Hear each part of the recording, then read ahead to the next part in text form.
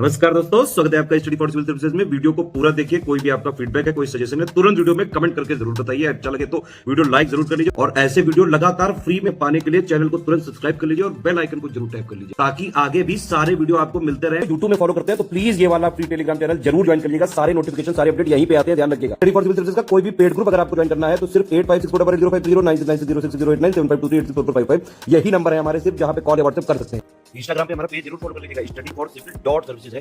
Twitter पे हमको जरूर फॉलो कर लीजिएगा, @study for civils है। सारे क्वेश्चन अटेम्प्ट करिए और स्कोर अपना तुरंत कमेंट करके बताइए। आप सभी का स्वागत है स्टडी फॉर एग्जाम्स में। दोस्तों, यूपीपीएससी 2023 के लिए सामान्य अध्ययन की सीरीज शुरू की हम लोग और यह इसका तीसरा वीडियो है। इससे पहले 2 वीडियो आ चुकी है और उसका जो लिंक है इसी वीडियो कमेंट बॉक्स में पिन कर दिया गया है। जो लोग वीडियो ना देखों वो लोग वीडियो जरूर देखें। तो आइए हम देखते हैं पहला प्रश्न। संसदीय फोरम के संदर्भ में यहाँ पर 3 स्टेटमेंट दिया गया है। पहले संसदीय फोरम का गठन 1952 में किया गया था। जनसंख्या पर गठित फोरम के पदेन अध्यक्ष लोकसभा अध्यक्ष होते हैं। अध्यक्ष तथा उपाध्यक्षों को छोड़कर प्रत्येक मंच में जो है 31 से अधिक सदस्य नहीं होते हैं। इसमें आपको बताना कौन सा स्टेटमेंट सही है। केवल 3, केवल 2, केवल 1 और 2 या 1, 2 और 3। इसका जो पहला स्टेटमेंट यह गलत है। पहला जो संसदीय फोरम का गठन किया गया था वह वर्ष 1952 में नहीं बल्कि 2005 में इसका गठन किया गया था। और इसका जो दूसरा स्टेटमेंट यह भी गलत है। संसद जनसंख्या पर गठित फोरम के जो पदेन अध्यक्ष होते हैं वह लोकसभा अध्यक्ष नहीं होते हैं बल्कि राज्यसभा के सभापति होते हैं। और वैसे जो है सभी संसदीय फोरम के जो पदेन अध्यक्ष होते हैं वह लोकसभा अध्यक्ष होते हैं, परंतु अपवाद स्वरूप जो है जनसंख्या पर गठित फोरम और सार्वजनिक स्वास्थ्य पर गठित फोरम के जो अध्यक्ष होते हैं वह राज्यसभा के सभापति होते हैं। इसका जो तीसरा स्टेटमेंट वह सही है। अध्यक्ष और उपाध्यक्षों को छोड़कर प्रत्येक मंच में जो है 31 से अधिक सदस्य नहीं हो सकते हैं। और इसमें जो 31 सदस्य होते हैं उनमें आपका 21 जो सदस्य होते हैं वह राज्यसभा से वह आपके लोकसभा से होते हैं और 10 जो सदस्य होते हैं वह आपके राज्यसभा से होते हैं। तो टोटल जो है 31 से अधिक सदस्य नहीं हो सकते हैं अध्यक्ष और उपाध्यक्ष को छोड़कर। और यह जो सदस्य चुने जाते हैं यह लोकसभा अध्यक्ष या राज्यसभा के सभापति द्वारा इनको जो है नामित किया जाता है। तो इस प्रकार जो है केवल 3 सही है जो ऑप्शन ए में दिया गया है। आते हैं अगला प्रश्न लोग। यहाँ पर 4 टाइगर रिजर्व दिया गया है और दूसरी तरफ संबंधित राज्य दिया गया है। उनको आपको सही सुमेलित करना है। Nameri tiger reserve, Periyar tiger reserve, Kawal tiger reserve और सतकोसिया टाइगर रिजर्व, ओडिशा, असम, तेलंगाना और केरल। नामेरी टाइगर रिजर्व जो है यह आपके असम में स्थित है। पेरियार टाइगर रिजर्व यह आपके केरल में स्थित है। कवाल टाइगर रिजर्व यह है तेलंगाना में स्थित है और सतकोसिया टाइगर रिजर्व आपके ओडिशा में स्थित है। तो इस प्रकार जो है इसका जो ऑप्शन बी है वह सही है। टाइगर प्रोजेक्ट भारत में वर्ष 1993 में शुरू किया गया था और पहला जो टाइगर रिजर्व घोषित किया गया था वह जिम कॉर्बेट टाइगर रिजर्व जो उत्तराखंड में स्थित है। और भारत में जो है टाइगर मैन ऑफ इंडिया जो कहा जाता है वह कैलाश सांखला जी को कहा जाता है। कैलाश सांखला जी को कहा जाता है। और वर्तमान में भारत में कुल 53 टाइगर रिजर्व हैं, जिनमें 4 जो टाइगर रिजर्व है वह यूपी में है। आप लोग यूपी के जान लीजिए। दुधवा जो लखीमपुर खीरी में है, पीलीभीत, अमनगढ़ और अभी जो 53वां घोषित किया गया है रानीपुर टाइगर रिजर्व। तो टोटल भारत में 53 टाइगर रिजर्व हैं। तो इस प्रकार जो है इसका जो ऑप्शन बी है वह सही है। अगला जो प्रश्न है बायोस्फीयर रिजर्व के संदर्भ में यहाँ पे 3 स्टेटमेंट दिया गया है। इसका वित्तीय वहन जो 100% जो है वह केंद्र सरकार वहन करती है। इसके क्रोड क्षेत्र में मॉनिटरिंग के साथ शोध कार्यों को मंजूरी दी जाती है। इसके बफर क्षेत्र में पर्यटन को अनुमति दी जाती है। इसमें आपको बताना कौन सा स्टेटमेंट सही है। केवल 1 और 2, केवल 3, केवल 1 और 3 या उपयुक्त सभी। इसका जो पहला स्टेटमेंट वह गलत है कि इसका जो वित्तीय वहन होता है वह पूरा जो है 100% जो है केंद्र सरकार नहीं वहन करती है बल्कि अन्य राज्यों अलग अलग राज्यों के लिए अलग अलग होती है। इसमें केंद्र व राज्य दोनों जो है साथ में इसका वहन करते हैं। जो पर्वतीय क्षेत्रों के जो राज्य हैं उनमें केंद्र सरकार और राज्य सरकार जो अनुपात होता है वह 90:10 का होता है और अन्य राज्यों का 60:40 का होता है वित्तीय वहन। तो इस प्रकार पहला जो स्टेटमेंट वह गलत है। बायोस्फीयर रिजर्व को 3 भागों में विभाजित किया जाता है। पहला आपका क्रोड क्षेत्र होता है जिनमें सिर्फ सरकारी कर्मचारी व अधिकारी जाते हैं और सभी के लिए जो है प्रवेश वर्जित होता है। दूसरा आपका होता है बफर क्षेत्र होता है। इसमें अनुसंधान, शोध, शिक्षा और प्रशिक्षण किया जा सकता है। और तीसरा आपका होता है संक्रमण क्षेत्र, जिसमें फसलें वगैरह भी उगाई जा सकती हैं, फसलें वगैरह भी उगाई जा सकती हैं। तो इस प्रकार जो है इसका जो ऑप्शन बी है केवल 3, यह जो है सही है। भारत में जो है कुल वर्तमान में 18 बायोस्फीयर रिजर्व हैं, और बायोस्फीयर रिजर्व जो प्रोग्राम भारत में वर्ष 1986 में शुरू किया गया था इसे, और भारत में कुल जो है 18 बायोस्फीयर रिजर्व हैं। इसका जो ऑप्शन बी है वह सही है। आते हैं अगला प्रश्न लोग। हाल ही में केंद्रीय सड़क परिवहन एवं राजमार्ग मंत्री नितिन गडकरी ने भारत के दूसरे सबसे लंबे केबल वाले 8 लेन जुआरी ब्रिज का उद्घाटन कहाँ किया है?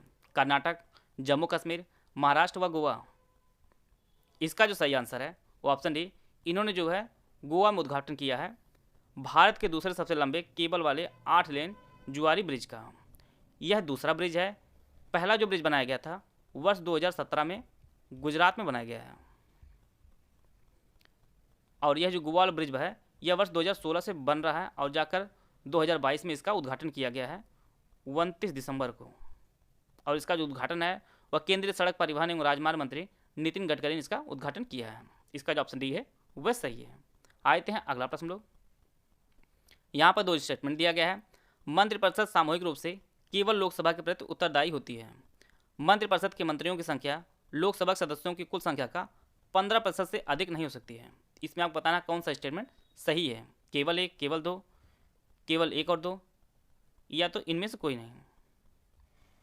इसका जो पहला स्टेटमेंट है वह सही है। मंत्रिपरिषद सामूहिक रूप से लोकसभा के प्रति जो है उत्तरदायी होती है।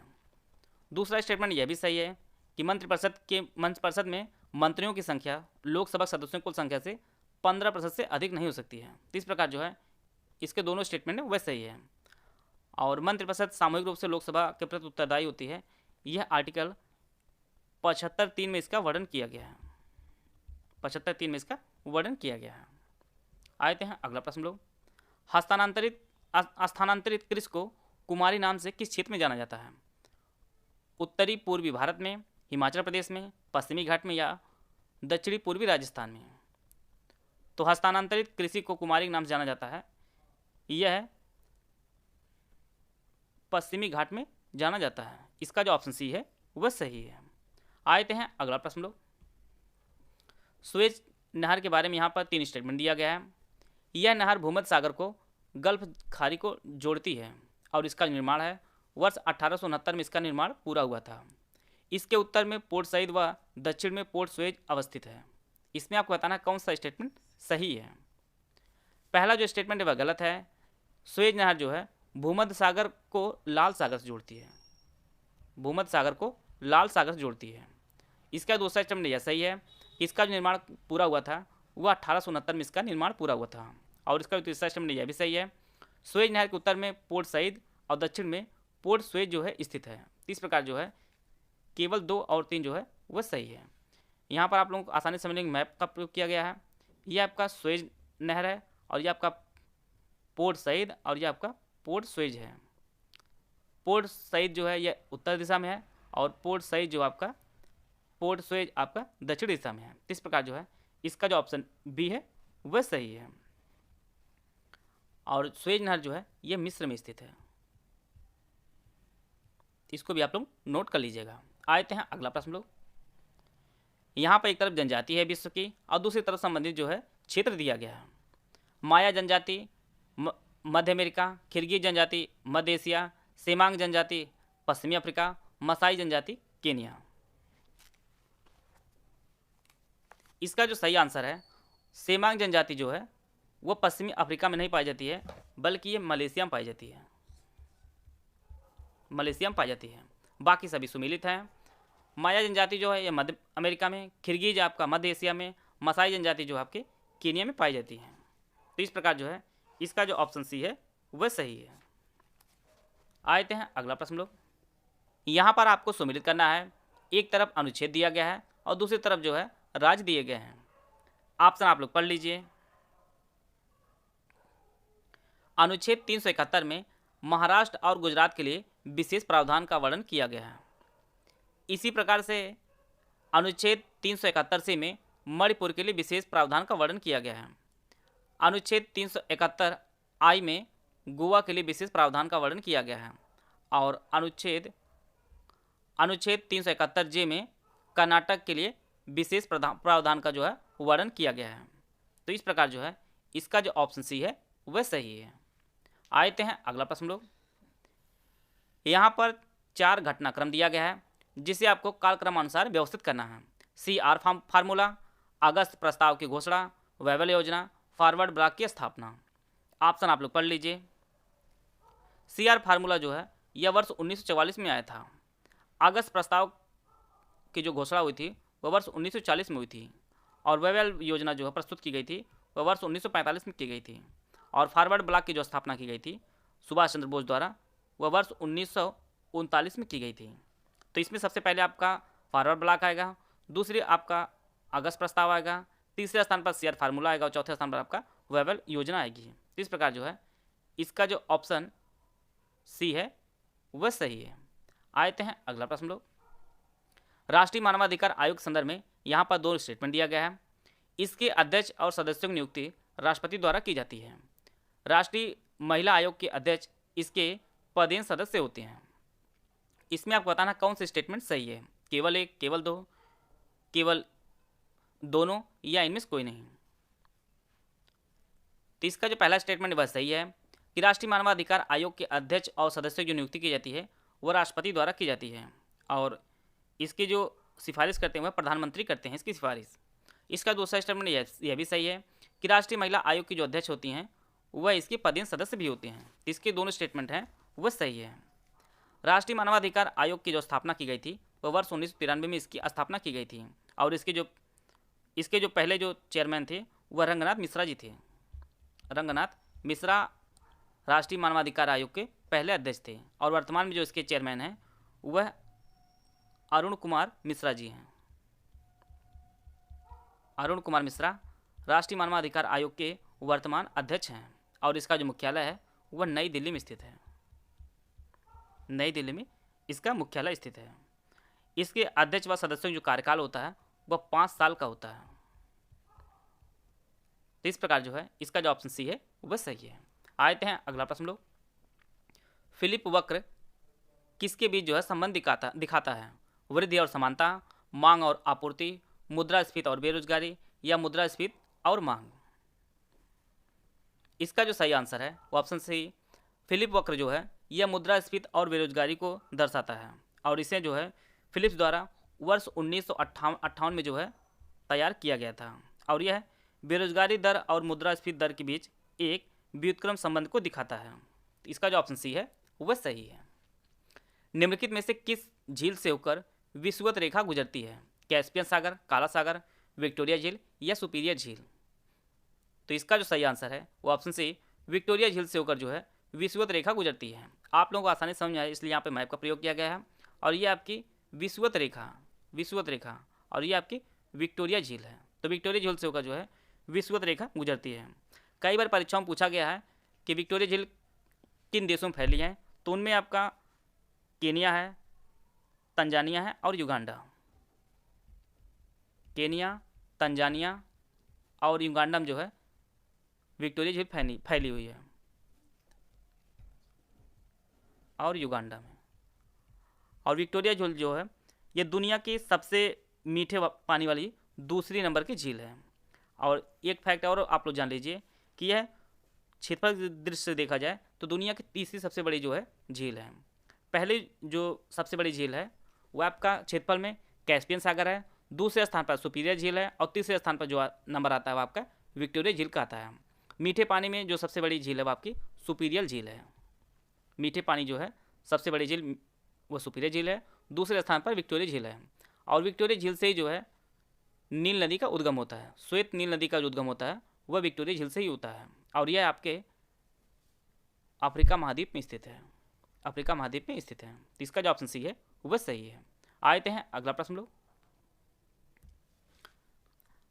आगे बढ़ने से पहले आपको बताना चाहता हूँ UPSC RO, BO, UPPSC prelim, BPSC सहित हमारे कई पेड ग्रुप चल रहे हैं। अगर आप इन पेड से जुड़ना चाहते हैं तो हमारे दिए गए नंबर पर कॉल कर जानकारी प्राप्त कर सकते हैं। आरबीआई के संदर्भ में यहाँ पे 3 स्टेटमेंट दिया गया है। पहला जो स्टेटमेंट है भारतीय रिजर्व बैंक अधिनियम 1934 के प्रावधानों के अनुसार 1 अप्रैल 1935 को इसकी स्थापना की गई थी। रिजर्व बैंक का केंद्रीय कार्यालय प्रारंभ में कोलकाता में स्थापित किया गया था। इसके पूर्णकालिक सदस्यों में एक गवर्नर होते हैं और 4 उप गवर्नर होते हैं। इसमें आपको बताना कौन सा स्टेटमेंट सही है। केवल 1 और 2, केवल 2 और 3, केवल 1 और 3 या उपरोक्त सभी कथन। इसका जो पहला स्टेटमेंट वह सही है कि भारतीय रिजर्व बैंक अधिनियम 1934 के प्रावधानों के अनुसार इसकी जो स्थापना की गई थी वह 1 अप्रैल 1935 में इसकी स्थापना की गई थी और इसके लिए जो है हिल्टन यंग कमीशन 1936 में जो है इसकी सिफारिश की गई थी उसके द्वारा। तो इसका जो पहला स्टेटमेंट वह सही है। दूसरा स्टेटमेंट यह भी सही है कि रिजर्व बैंक का जो केंद्रीय कार्यालय जो प्रारंभ में स्थापित किया गया था वो कोलकाता में इसका मुख्यालय स्थापित किया गया था। बाद में 1937 में जो इसका मुख्यालय हस्तांतरित किया गया था और वह वर्तमान में मुंबई में है, मुंबई में। और यह आपका 1937 में इसका मुख्यालय बदल किया गया था। इसके पूर्णकालिक सदस्यों में एक गवर्नर होते हैं और 4 जो है उप गवर्नर होते हैं। तो यह भी स्टेटमेंट उसका सही है। तो इसके जो सभी जो कथन है वह सही है। आरबीआई जो पहले जो गवर्नर बने थे वह ऑसबॉर्न स्मिथ जो है पहले गवर्नर बने थे और वर्तमान में जो गवर्नर हैं शक्तिकांत दास जी, ये आरबीआई के 25वें गवर्नर हैं। और बाद में जो है 1 जनवरी वर्ष 1949 को आरबीआई का राष्ट्रीयकरण भी किया गया था। इसका जो ऑप्शन डी है वह सही है। किस राज्य सरकार द्वारा 8वीं कक्षा की पाठ्य पुस्तकों में भारत की पहली महिला मुस्लिम शिक्षिका फातिमा शेख के योगदान पर एक पाठ शुरू किया है? कर्नाटक, उत्तर प्रदेश, आंध्र प्रदेश या तमिलनाडु? तो यह जो शुरू किया गया है यह आंध्र प्रदेश सरकार द्वारा शुरू किया गया है। इसका जो ऑप्शन सी है वह सही है। फातिमा शेख जो है यह एक महान समाज सुधारक थी। इसका जो ऑप्शन सी है वह सही है। यहाँ पर 4 राज्य एवं केंद्र शासित प्रदेश दिए गए हैं। इसमें आपको बताना है किसकी जो सीमा है वह चीन के साथ लगती है। जम्मू कश्मीर, हिमाचल प्रदेश, उत्तराखंड और नागालैंड दिया गया है। ऑप्शन आप लोग पढ़ लीजिए। चीन से जो है भारत कुल 5 राज्यों एवं केंद्र शासित प्रदेशों की सीमा लगती है। उनमें आपका लद्दाख है, हिमाचल प्रदेश है, उत्तराखंड है, सिक्किम है, अरुणाचल प्रदेश है। आप लोगों को आसानी समझ में आए इसलिए मैप का प्रयोग किया गया है। यह आपका लद्दाख है, लद्दाख की सीमा है। दूसरा आपका हिमाचल प्रदेश सीमा है। तीसरा आपका उत्तराखंड है। चौथा आपका सिक्किम है और 5वां आपका अरुणाचल प्रदेश है। 5 जो है राज्यों एवं केंद्र शासित प्रदेशों की सीमा आपके चीन से लगती है। तो इसमें आपका हिमाचल प्रदेश है और आपका उत्तराखंड है। केवल 2 और 3 ऑप्शन बी में दिया गया है जो सही है। आते हैं अगला प्रश्न लोग। यहाँ पर आपको पहचानना कौन सही सुमिलित नहीं है। प्रश्न तो सबसे इंपॉर्टेंट यही बनता है कि यहाँ पर सुमिलित पूछा जा रहा है कि कौन नहीं सुमिलित पूछा जा रहा है, ये आपको ध्यान देना है।